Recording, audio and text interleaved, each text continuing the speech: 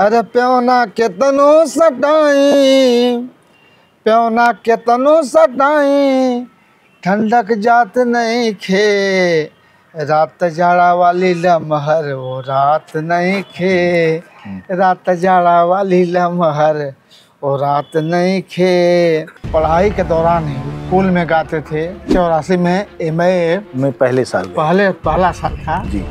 और हम परीक्षा दिए, इसके बाद हमारी नौकरी लग गई रेलवे में। समाज को जगाने के लिए बिरहा में आपकी दृष्टि से आपने कौन सी चीज़ पकड़ ली जिसने आपको बढ़त दिला दी? पब्लिक के मूड को समझ जाकर वो कलाकार तो वो असली कलाकार है। तो मैं लोगों से बातचीत कर रहा हूँ जी, तो पुराने दौर का बिरहा याद करते हैं, नए दौर का बिरहा नहीं याद करते, ऐसा क्यों लगता है? सभी कलाकारों से, नए हैं या पुराने हैं, सबसे निवेदन करते हैं कि बिरहा को नाच न बनाएं। जो लोग बिरहा नहीं बचने की बात कर रहे हैं या जो लोग बिरहा बचाने की बात कर रहे हैं, कैसे इस उद्देश्य को पूरा किया जा सकता है? राजनीतिक पार्टियां तो बिरहा के लिए भी कुछ नहीं की है और न बिरहा के लिए बिरहा कलाकार उनसे प्रयास ही किए। बिरहा ने अभी तक आपको जो दिया है और बिरहा को जो आपने दिया है उससे कितने संतुष्ट हैं आप?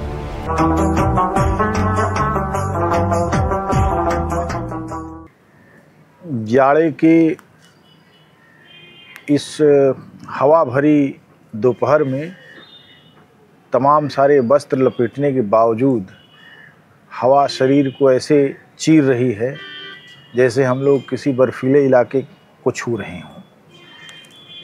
बनारस की तरह गाज़ीपुर में भी बिरहा का जो विस्तार है बहुत व्यापक है और लगभग हर इलाके में कोई न कोई बड़ा गवैया है, बड़ा कवि है और दूसरे जो कलाकार हैं, कोरसकार, वे भी हैं। आज हम गाज़ीपुर ज़िले के परमानपुर इलाके में हैं। परमानपुर बाज़ार जो महनाजपुर रोड पर है, यहाँ के एक गायक श्यामदेव प्रजापति जो बहुत महत्वपूर्ण गायक हैं और गायकी के साथ साथ उन्होंने बिरहा के इतिहास के बहुत महत्वपूर्ण और महान हस्तियों की मूर्तियों की स्थापना में भी महत्वपूर्ण योगदान दिया है उन्होंने।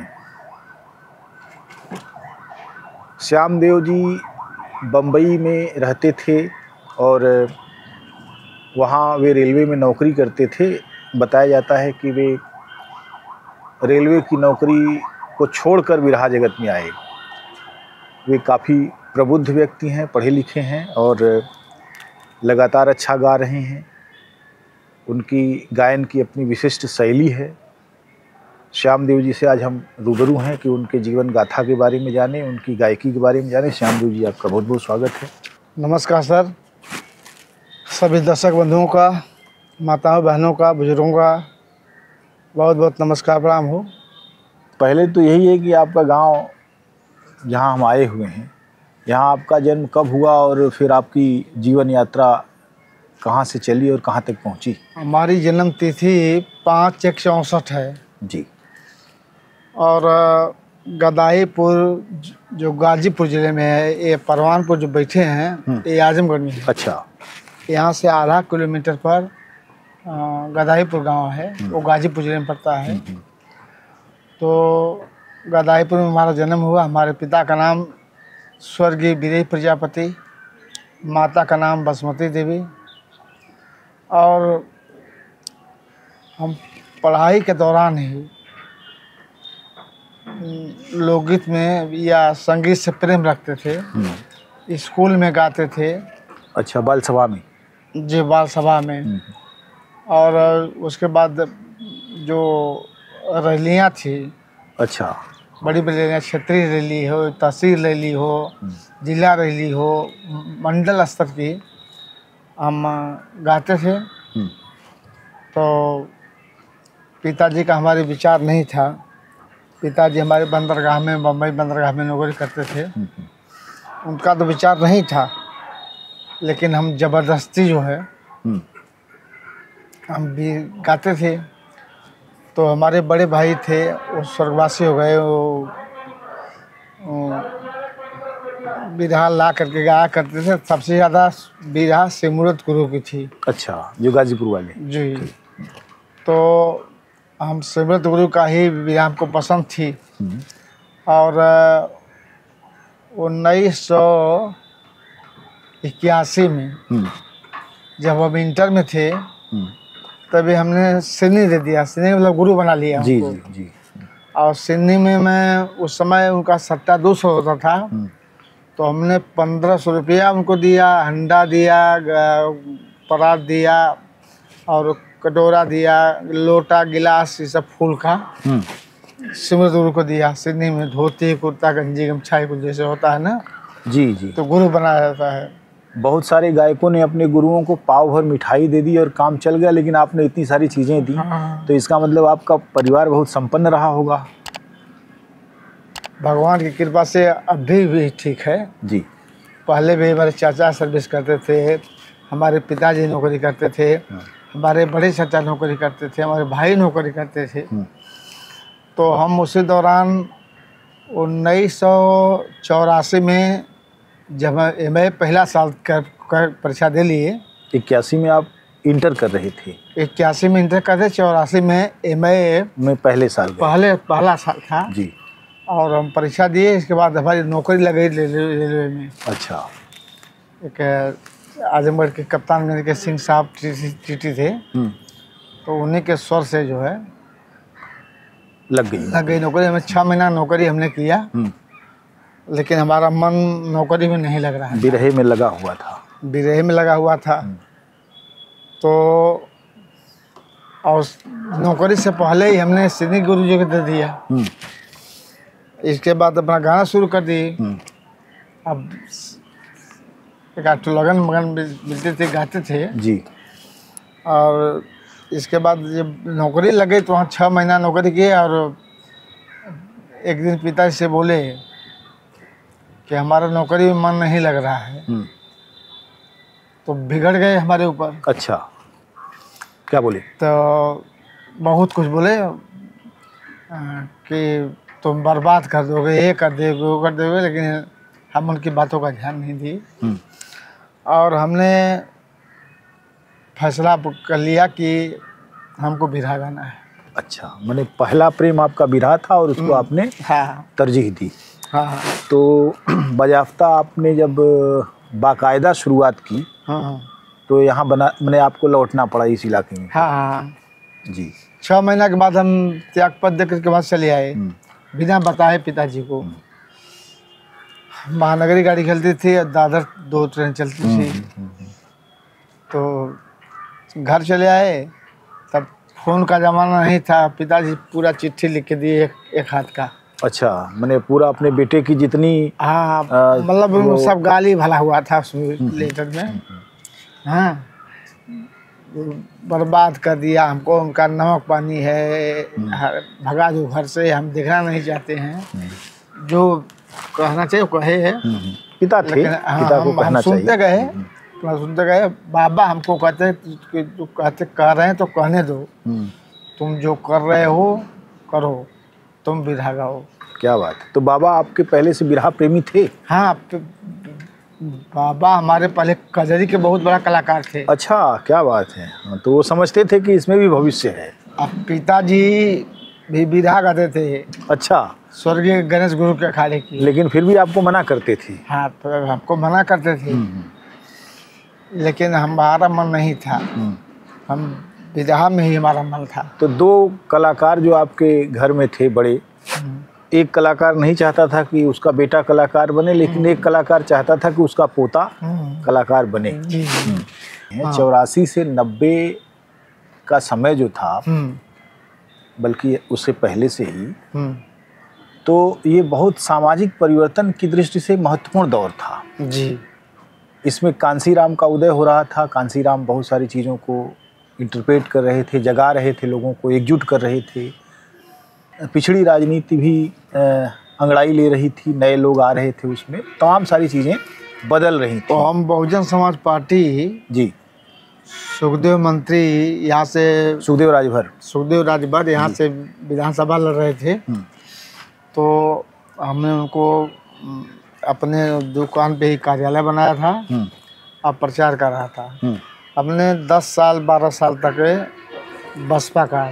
तो उसका असर आपकी गायकी पर भी पड़ा? नहीं, गायकी पर असर नहीं पड़ा। वो फिर अब देख लिया कि हम गाए बजाए बहुत कुछ किए बहुजन समाज पार्टी के लिए, लेकिन उसका कोई मतलब नहीं मिला। अच्छा।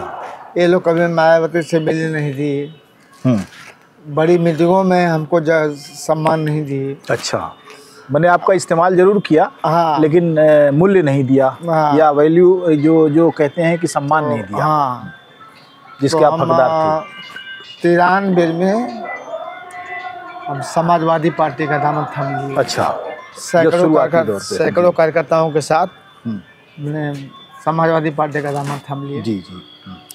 और समाजवादी पार्टी में काफ़ी सम्मान मिला, खास तौर से हमारे बिहार में बहुत अच्छा रहा जी। कई लाख रुपया हम कमाए।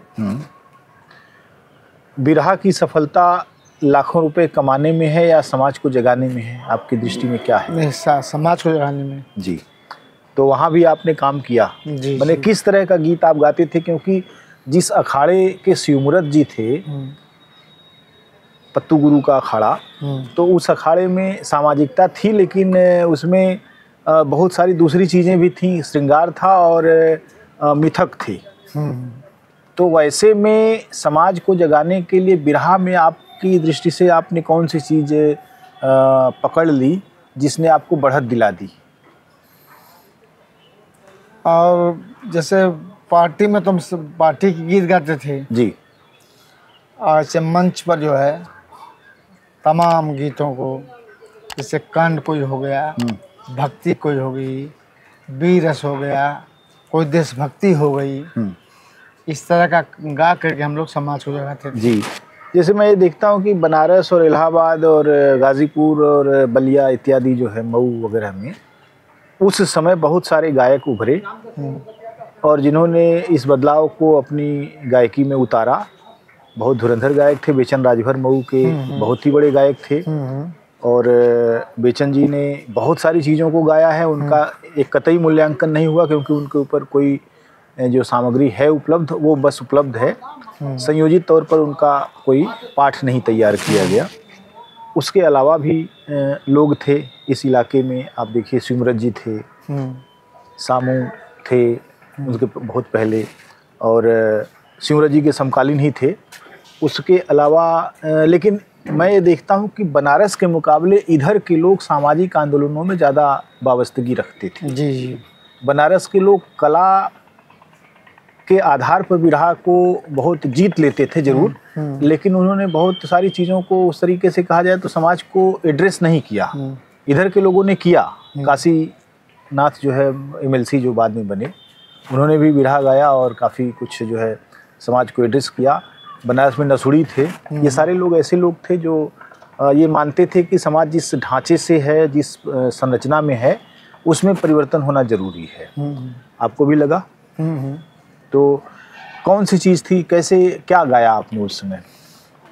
जैसे सिमरत गुरु लिखे थे, हर प्याउना केतनो सटाई ठंडक जात नहीं खे, हर प्याउना केतनो सटाई ठंडक जात नहीं खे, रात जाड़ा वाली लम्हर वो रात नहीं खे। क्या बात है। रात जाड़ा वाली लम्हर, महंगाई के ऊपर लिखे। जी जी जी। ये मैंने गरीबी, दरिद्रता और जो आदमी का एक तरह से कहिए संकट है उसका, कि उसके पास इतना कपड़ा भी नहीं है कि वो अपने को बचा सके। जी, ये निश्चित रूप से इस विडंबना मूलक समाज की बात है। जी। लेकिन अगर आप ऊंचे स्वर में गाएंगे तो जो आपको सुनने वाले लोग हैं, जो आपके प्रशंसक हैं, उनको भी मज़ा आएगा, और जो नए प्रशंसक बनेंगे उनको भी मज़ा आएगा। तो इसको आप अपने पूरे ओज में गा दीजिए। पूरे ओज में गा इसको? हाँ हाँ। अरे प्याउना केतनो सटाई, प्याउना केतनो सटाई ठंडक जात नहीं खे, रात जाड़ा वाली लम्हर वो रात नहीं खे, रात जाड़ा वाली लम्हर वो रात नहीं खे, और गीत थी। हाँ जी जी, सुनाइए कुछ अगर उस समय का। अरे रोवा राजा दशरथ, रोवा राजा दशरथ, दुखित मनवाए प्यारी, राम लला के जनी मंग बनवाए प्यारी, राम लला के जनी मांगा बनवाए प्यारी। बनवाए प्यारी। अब स्वर्ग से तरैया कन बदले में, स्वर्ग से तरैया लिया दे बरानी, बरुड़ियम कुबेर से भराए दे पानी।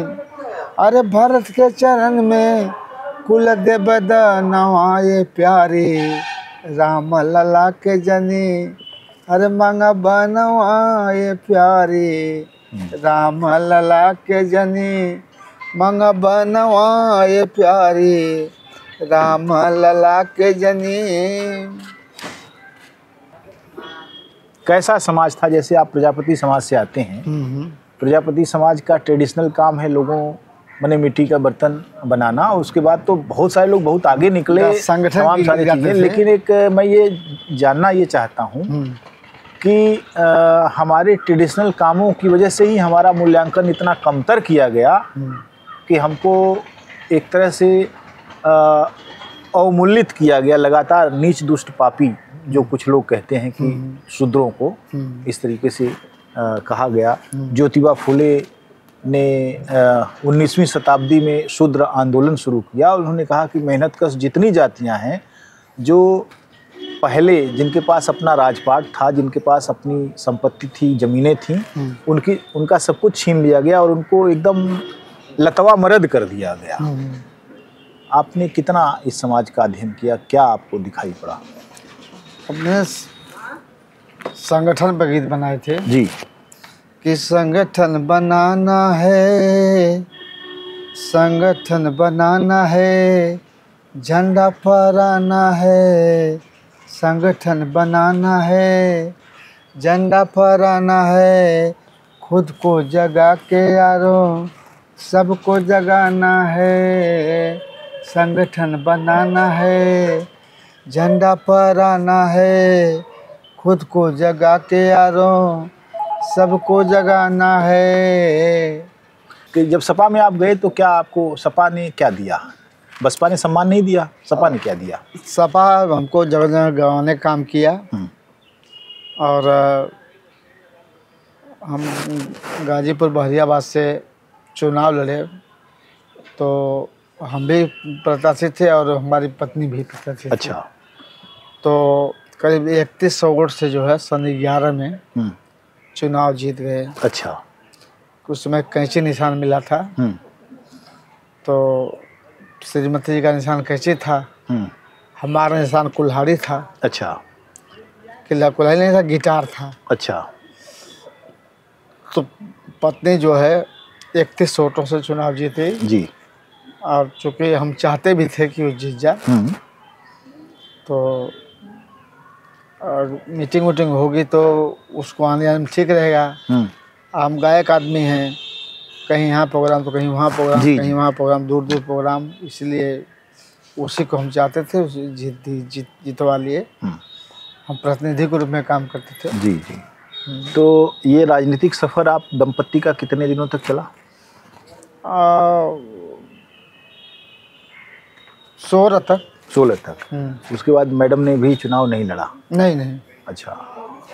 बहरहाल ये मुझे बताइए कि आप जब बाकायदा गाने लगे तो प्रोफेशनल जो गाने का पूरा दौर था आपका, वो शुरू हुआ तो किन किन लोगों से आपका मुकाबला हुआ? बिरहा में कोई कलाकार नहीं बचा है, केवल हीरा यादव को छोड़ के। किसको? हीरा जी जी।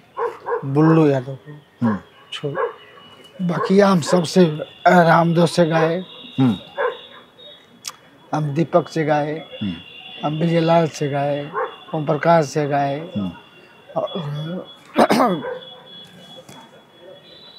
सुरेंद्र यादव से गाए। मतलब बिरहा कोई कलाकार छूटा नहीं है। तो किस तरह का मुकाबला हो जाया करता था? बढ़िया मुकाबला था।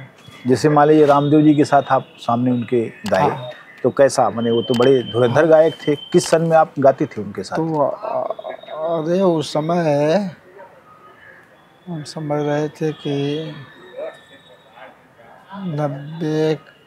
92 के लगभग।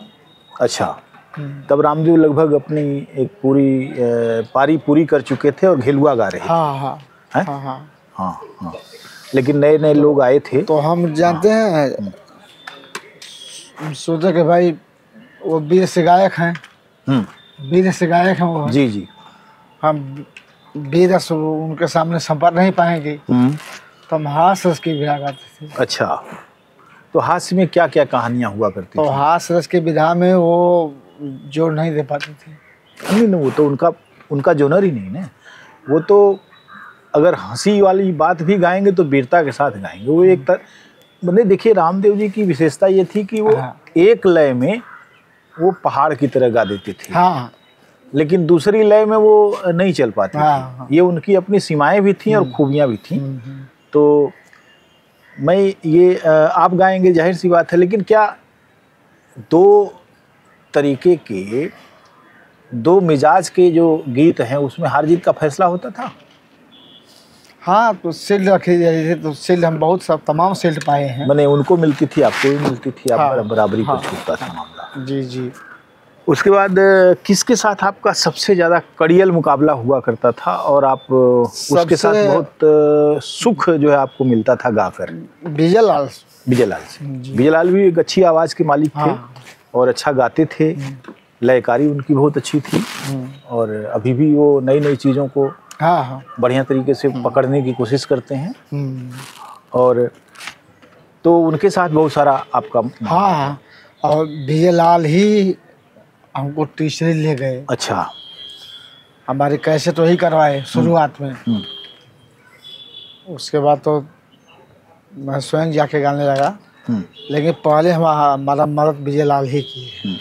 अच्छा, ये बताइए मुझे कि जो बिरहा के श्रोता हैं, माना जाता है कि वो मजदूर किसान हैं, वो बलटहारे हैं, जिनकी बहुत पढ़ाई लिखाई नहीं हुई, और बिरहा का बड़ा योगदान ये है कि माने वेद पुराण से लेके कांड और सामाजिकता सब कुछ से जो है बिरहा ने उनको ज्ञान दिया। बिरहा ने ज्ञान दिया उनको, अनपढ़ लोगों को, जिनको स्कूल जाने का मौका नहीं मिला, वो बचपन से ही परिश्रम करने लगे, उन लोगों को बिरहा ने शिक्षित किया।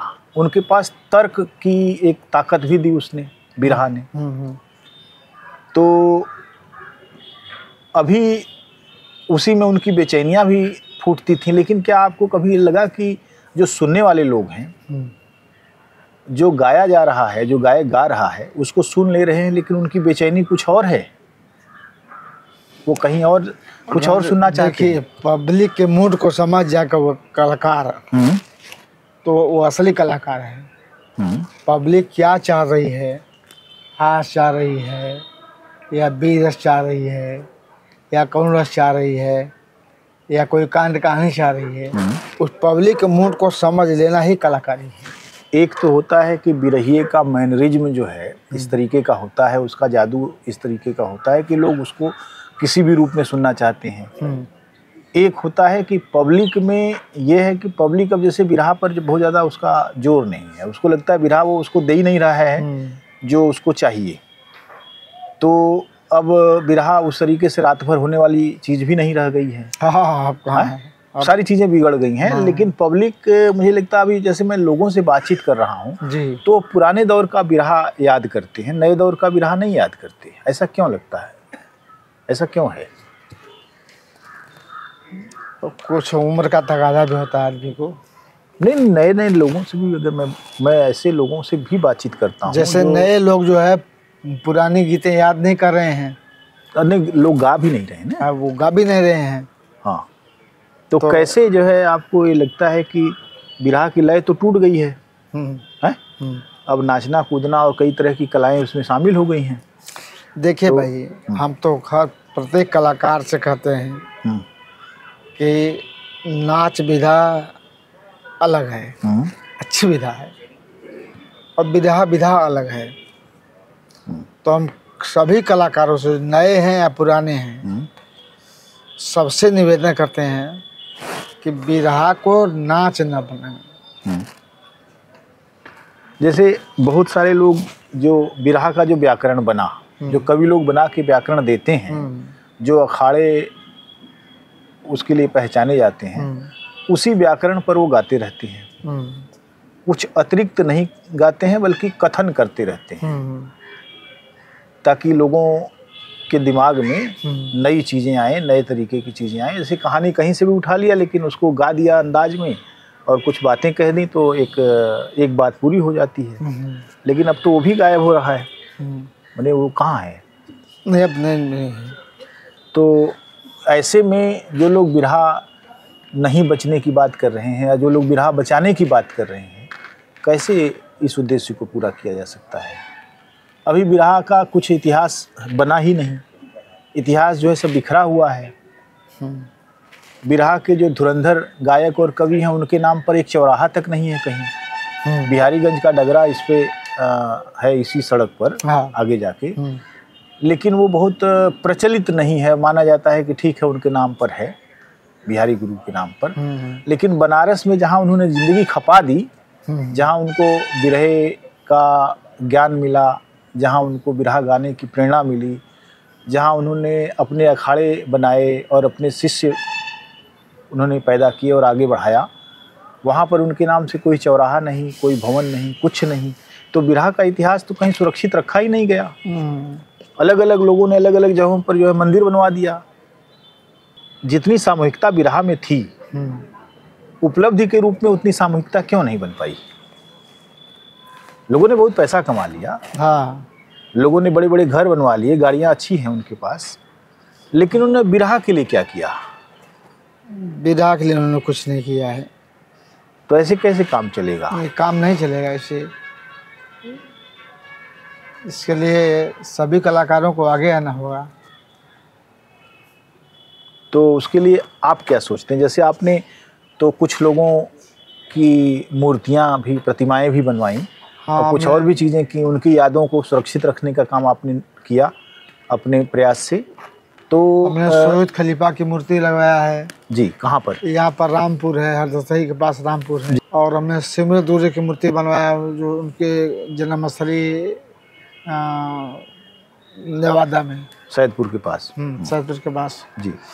और बिहारी गुरु की प्रतिमा बनवा के दिया हूँ, वो नकटी रघुनाथपुर। अच्छा, वो तो पत्तू गुरु का गांव है। हाँ, पत्तू गुरु का गांव जी है। जी। तो वहाँ पर मूर्ति मंदिर बन चुका है, मूर्ति की स्थापना भी हो चुकी है। अब उद्घाटन कल बाकी है। उद्घाटन कौन करेगा? उद्घाटन बड़े नेता से कराने का विचार है। जैसे उत्तर प्रदेश के पूर्व मुख्यमंत्री माननीय अखिलेश यादव जी हैं। अच्छा। या आजमगढ़ के सांसद माननीय धर्मेंद्र यादव हैं। आप मुझे बताइए, समाजवादी पार्टी ने भी और बीजेपी ने भी सब, और बसपा ने भी, कांग्रेस ने भी पहले के ज़माने में किया था। जैसे मुझे याद है अच्छी तरह 84 में चुनाव में श्यामलाल यादव जब एमपी के लिए चुनाव लड़ रहे थे, तो हीरालाल जी करताल लिए गांव-गांव पहुंच रहे थे कन्विंसिंग के लिए। रामदेव जी ने भी किया कन्विंसिंग समाजवादी पार्टी की, मुलायम सिंह यादव की। आपने भी किया। बलेश्वर सीपीआई से आए और बाद में फिर वो एकदम बड़े अनेक राजनीतिक दलों से उनका जुड़ाव था, उसके लिए गाया उन्होंने। काशीनाथ एमएलसी, वो तो बसपा में गए और फिर वहाँ एमएलसी रहे, फिर सपा में आए। तमाम सारे लोगों ने इस्तेमाल किया बिरहा को। राजनीतिक पार्टियों ने क्या किया बिरहा के लिए? राजनीतिक पार्टियां तो बिरहा के लिए भी कुछ नहीं की है, अन्य बिरहा के लिए बिरहा कलाकार उनसे प्रयास ही की है। लेकिन ये तो बड़ा गड़बड़ है ना कि जिस कला का उपयोग आप कर रहे हैं, उस कला को जीवित रखने की कोई चीज़ ही नहीं कर रहे हैं। अच्छा, कुछ लोग मांग करते हैं, सब लोग नहीं, कुछ लोग। क्या मांग करते हैं? ये सब लोग बाकी बिरहा कलाकारों को पेंशन दिया जाए। नहीं, ये तो निजी हो गया ना। बिरहा कलाकार जो बुजुर्गवार हैं उनको पेंशन मिलनी चाहिए। लेकिन कुछ मॉन्यूमेंट नहीं है। हाँ, मॉन्यूमेंट नहीं है। जैसे आप ये देखिए कि कोई ऐसी जगह नहीं है, कोई ऐसी लाइब्रेरी नहीं है, कुछ ऐसी किताबें नहीं हैं, कोई ऐसा प्रलेखन नहीं है जिससे ये हो कि कोई अगर बिरहा के बारे में जानना चाहे, सांगोपांग उसका अध्ययन करना चाहे। और मन्नू भाई कुछ किताब छपवाए हैं। नहीं देख, एक किताब तो लाइब्रेरी की एक किताब होती है। और वो रामचंद्र विवेक कवि जी हैं, वो भी किताब लिखने के लिए सबका ले हैं। जी जी जी जी जी, सबका परिचय ले रहे हैं। हाँ हाँ। तो अब उनकी सोच है कि मतलब यह किताब समाज में जाए, पढ़ें, लोगों के बारे में जाने, कौन कहाँ का था, कौन कहाँ का था, कितना योगदान दिया है। अच्छा, एक ये मुझे बताइए कि अभी जो समय है, गांव में लोगों के पास रोजगार नहीं है, शहर में भी बेरोजगारों की कतार बढ़ रही है। रेलों में चालू डिब्बे खत्म कर दिए गए हैं कि लोग गांव से शहर की तरफ ज़्यादा न जाएं। वे ही जाएं जो टिकट ले सकते हैं। रेल भी कमाने का एक माध्यम है सरकार की। चालू डिब्बे पहले 7-8 हुआ करते थे, अभी 2 होते हैं। और शहरों में गाँव को काम देने की कोई कैपेसिटी नहीं है, उद्योग धंधे मर रहे हैं। लगातार जो है पूंजीपति केवल पैसा से पैसा बनाने के काम में लगे हुए हैं। ऐसे में आपको लगता है कि इन समस्याओं की तरफ भी बिरहा को जाना चाहिए? आप चूंकि एक राजनीतिक परिवेश से आए हैं, इसलिए ये प्रश्न आपसे जरूरी है। जैसे पहले रेलिया बैरन पिया को लिए जाए रे बना गाना, शहरीकरण जब हो रहा था, अंग्रेजों ने जब एक जगह से दूसरी जगह मजदूरों को ले जाने का काम किया है, तो इसके विरुद्ध महिलाओं ने अपने वियोग में ये बात कही। लेकिन अब रेलिया से उतरे जहाजिया से पिया रंगुनवा गई लेना, इस टाइप से जो है। और रेलिया न बैरी जहाजिया न बैरी है, पैसवा बैरी ना, ये तमाम सारी चीज़ें। भिखारी ठाकुर का जो पूरा बने नाटक उनके हैं, उनके जो गाने हैं, गीत हैं विदेशिया, वो सब के सब जो है पलायन और बेरोजगारी का है, जो कि बहुत बड़े पैमाने पर बढ़ गई है। जी जी, अपराध बढ़ गए गाँव में। लेकिन बिरहा क्या वहाँ कहीं लगता है, बिरहे में कोई कवि, किसी कवि को लगता है या कोई गायक अपने कवि को कहे कि ऐसा लिखिए कि हम बताएं कि हमारे देश में कितनी बेरोजगारी है? देखिए, जितना गाना बनता गया जी, जैसे दहेज के ऊपर मान लीजिए, दहेज के ऊपर उतना दहेज का प्रचार होता गया, ठीक उसका उल्टा असर पड़ा है। ये तो बहुत महत्वपूर्ण बात कह रहे हो। ये शराब के साथ भी यही है, हाँ, घूस के साथ भी यही है। चीज़ें मने कंट्रोल में नहीं आई, वो और ज़्यादा फैल गई। तो क्या किया जाए फिर? कैसे, क्या लगता है आपको कि कहाँ से वो चीज़ें ऐसी बढ़ रही हैं? सवाल अब अगर मान लीजिए यहाँ फुंसी हो गई और चीरा लगाया गया, फिर वो फोड़ा हो गया, फिर वो कैंसर हो गया, तब तो इसका मतलब है कि डॉक्टर ठीक नहीं है, ये ना है, दवाइयाँ ठीक नहीं दी जा रही हैं, शरीर की प्रतिरोधक क्षमता भी गायब हो गई है, यही ना लगेगा। लेकिन लोगों ने लिखा इसलिए कि इसके बारे में, इसको दूर किया जाए बीमारी को, और बीमारी बढ़ रही है। तो ये तो बहुत कठिन मामला हो गया। तो मैं यही आपसे जानना चाहूँगा कि आखिर आदमी तो सोचे, जिस दिन उसकी सांस निकलती है उसके पहले तक वो सोचता रहता है, चाहे कुछ भी सोचे, वो किसी को गालियाँ देने के बारे में सोचे, लेकिन सोचता रहता है। आदमी की सोच नहीं मरेगी। जिस दिन आखिरी सांस लेगा, सोचना बंद हो जाएगा। हाँ। लेकिन कहते हैं जिंदगी की सोच जो है आदमी में ऊर्जा भर देती है, आदमी निराशा को छांट कर जो है उठ खड़ा होता है। तो कैसे होगा ऐसा कुछ? यहाँ बिरहा के सामने एक बड़ा सवाल भी है, बहुत बड़ा सवाल है, बहुत बड़ा सवाल है। और एक गायक के रूप में आपके सामने भी ये सवाल है, चुनौती है। तो क्या आपको लगता है कि भूमिका कैसे बनेगी, उसकी नए सिरे की भूमिका कैसे बनेगी? क्योंकि बचेगी, कोई भी चीज़ बचती है, बढ़ती बनती तभी है जब उसकी भूमिका, उसकी ज़रूरत महसूस हो। रोटी तभी बनती है जब देखिए भूख लगे। बिरहा जो है, चूँकि बिहारी गुरु का वरदान है, यह समाप्त तो नहीं होगी। हाँ, चढ़ाव उतराव आता जाता रहेगा। ये तो हाइपोथेसिस है, एक जो है एक परिकल्पना ही है ना ये। हाँ, परिकल्पना है। लेकिन परिकल्पना और यथार्थ में तो बहुत फर्क होता है। बहुत फर्क है।